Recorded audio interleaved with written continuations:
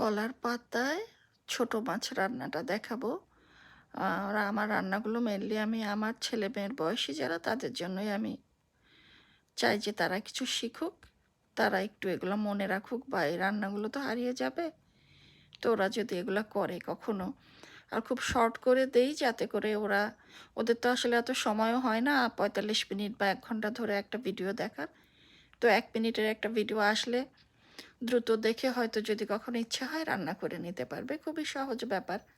আর এই রান্নাগুলো তো হারিয়েও যাচ্ছে আস্তে আস্তে।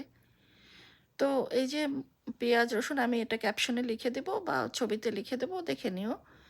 পেঁয়াজ রসুন কাঁচামরিচ, সরিষার তেল, জিরা বাটা, সরিষা বাটা। জিরা সরিষা বাটা দিলে বেশি ভালো হয়, তো আমার পাউডার ছিল, আমি পাউডারে দিছি। এরপর ওটা ভালো করে কচলে মেখে ছোট মাছটা দিয়ে আলতো করে মেখে কলার পাতায় দিয়ে দিতে হবে। আমি ফয়েল পেপারে মানে ফয়েল পেপারও ব্যবহার করেছি, যাতে এটা লিক না করে পড়ে না যায়। এইটাই, আর কিছু না। ফয়েল পেপার না দিলেও হবে নিচে। আর অনেকেই ফয়েল পেপারেই শুধু এই মাছের ভাজি টাজিগুলো করে, বাট আমার কাছে ওটা ভাল লাগে না। কলার পাতার নিজস্ব একটা ভালো গন্ধ আছে, সেই কারণেই কলার পাতা ইউজ করাটাই আমার মনে হয় ভালো। তো বাচ্চারা তোমরা দেখে নিও। Thank you.